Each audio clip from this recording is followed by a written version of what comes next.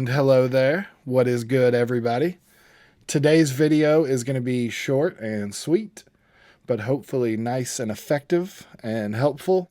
I'm going to show you how I add a swing feel to my beats, and I don't do this to every single beat I make.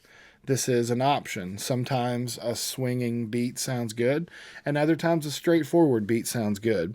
I'm going to play you two audio examples, and the first one is going to be a beat with a straightforward feel to it, and then the second one is going to be that same beat but with a swing to it. So here is the straightforward version.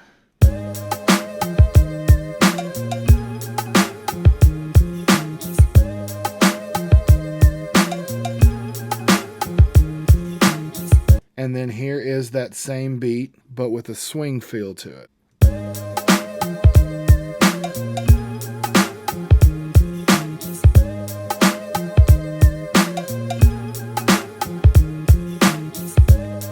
And let's go over exactly what I changed about this first one to make this second one sound the way it does. First of all, let's do a quick crash course in counting. These are eighth notes. 1 and 2 and 3 and 4 and. And then these bad boys right here are 16th notes.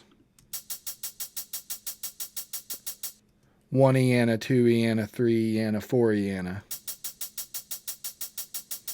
And the reason I have every other 16th note highlighted in yellow is because you can see that this first 16th note is landing where this 8th note lands, but then these yellow ones are in between the 8th notes.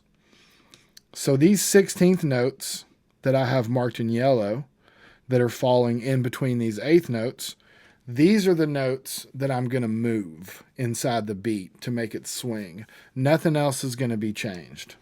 Here is the hi-hat pattern from the beat. And this is the first straightforward version.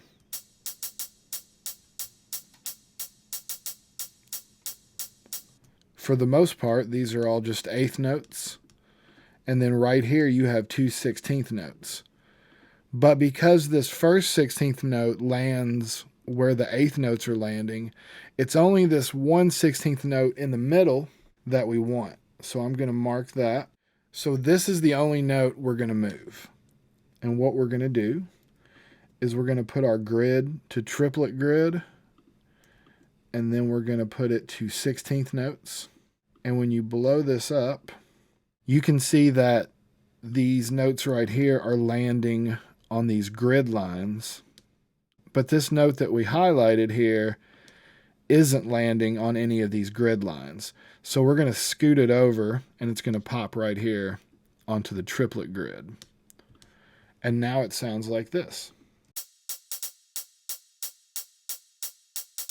Has that little jazzy swing feel to it. Here is the original kick drum pattern.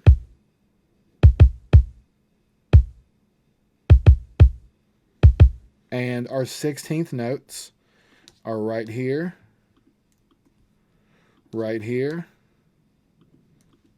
and right here.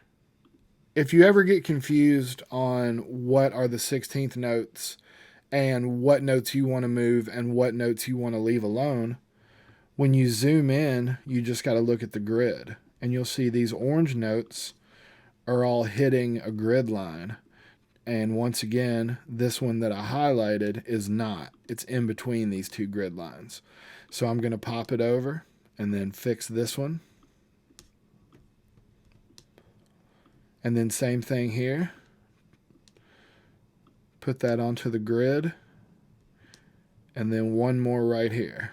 And we don't have to do anything on the clap and snare because they're just landing on these downbeat quarter notes. So now all we have left are these two percussion channels and then the main sample. Let's start with these cowbells. And I'm going to zoom in.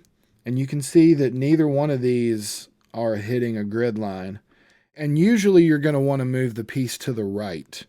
So I'm going to slide this one over here and then slide this one over there. Then we have the bongo drum. Let's zoom in and take a look. This one, the second note is lined up, but the first note is not. So let's slide over this one, repair that, and then it repeats. Slide that onto the grid, fix that. And we don't have to do anything to this sample either. And the reason why is because everything that is happening inside this sample is eighth notes. It's all 1 and 2 and 3 and 4 and. There's no 1 eana, 2 eana, 16th note type of stuff happening in this sample. So if you listen to it,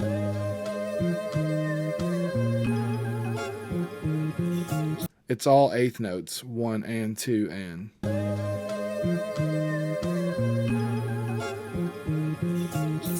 So we don't have to do anything to it at all. And according to my calculations, this should be ready to roll.